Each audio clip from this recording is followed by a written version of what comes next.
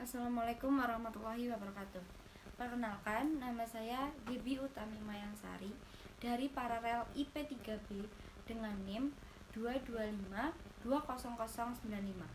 Pada kesempatan kali ini, saya akan membawakan materi terkait ilmu pemerintahan dan ekonomi yang saling terkait, dengan bertujuan memenuhi tugas ujian tengah semester mata kuliah teori pemerintahan.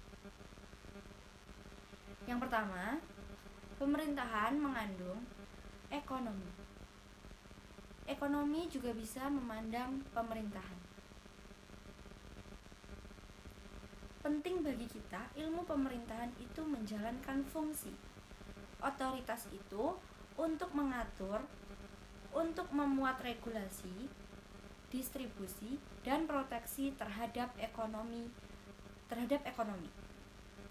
Ekonomi politik memadukan antara pemerintahan yang otoriter, birokratik dengan pertumbuhan ekonomi mendukung pemerintahan birokratik. Pemerintahan birokratik itu mendukung pertumbuhan ekonomi, tetapi itu rapuh.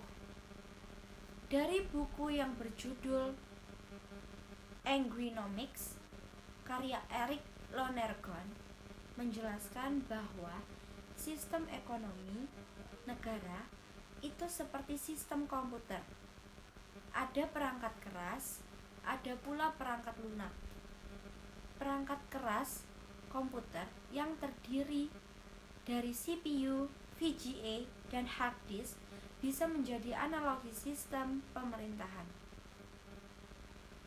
Lembaga keuangan seperti bank, vintage, pasar uang, dan lain-lain. Perangkat lunak yang merupakan sistem operasi dari hasil pemrograman, merupakan ideologi sosial seperti paham liberalis. Faktor ekonomi menjadi faktor utama bagi status negara demokrasi, karena pertumbuhan ekonomi akan dapat mencerdaskan masyarakat. Dan masyarakat yang cerdas merupakan salah satu kriteria, bahkan syarat suatu masyarakat demokratis. Upaya yang dilakukan pemerintah untuk mengatasi ketimpangan sosial diantaranya dengan pemerintahan diatribusi pendapatan masyarakat dan program perlindungan sosial. Selain itu, pemerintahan juga berupaya untuk mengurangi jumlah kemiskinan melalui pembukaan kesempatan kerja seperti industri padat karya. Ada 3 hal penting dalam ekonomi dan ilmu pemerintahan. Yang pertama, perspektif ekonomi politik pemerintahan mengatur, mengelola kehidupan ekonomi, sebab ekonomi dan politik berkaitan dengan kekuasaan dan kekayaan. Ekonomi yang baik bisa memunculkan otoritarianisme, tapi juga bisa menciptakan yang namanya demokrasi. Yang kedua, perspektif ekonomi klasik mengakumulasikan kapital kekayaan sebesar-besarnya tanpa campur tangan pemerintah. Adam Smith memisahkan ekonomi dari politik, baik dari pengetahuan hingga prakteknya. Dan yang terakhir, yang ketiga, adalah perspektif monopoli ekonomi. Perspektif ini mengeksploitasi rakyat dan mengisolasi rakyat. Dan juga ada peran-peran pemerintah dalam perekonomian. Peran pemerintah dalam perekonomian akan tercermin tercermin dari kebijakan ekonomi yang diambil pemerintah.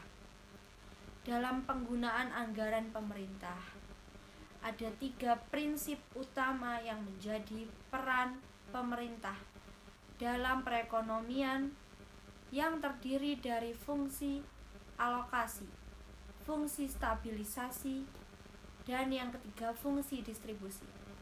Dan ini akan saya jelaskan. Dengan melakukan ketiga fungsi tersebut, peran pemerintah dapat memengaruhi perekonomian. Yang pertama, fungsi alokasi. Pemerintah dalam penganggaran menentukan bagaimana pendapatan pemerintah akan dibelanjakan, karena proporsi anggaran digunakan untuk kebutuhan pengeluaran publik. Keputusan alokasi anggaran menjadi lebih signifikan dalam hal politik dan ekonomi. Yang kedua, fungsi stabilisasi.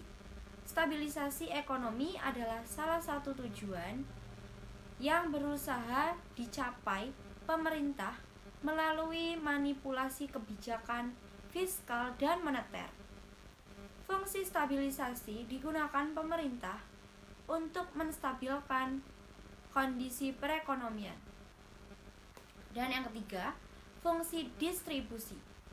Peran pemerintah dalam perekonomian melalui fungsi distribusi sebenarnya sudah tercakup dalam segala sesuatu yang dilakukan pemerintah.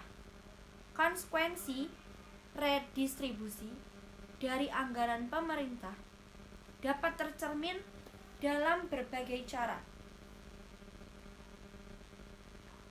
Kadang-kadang pemerintah eksplisit dan kadang-kadang tersembunyi, tidak disengaja, dan dipahami dengan tidak sempurna. Contohnya dengan pajak progresif.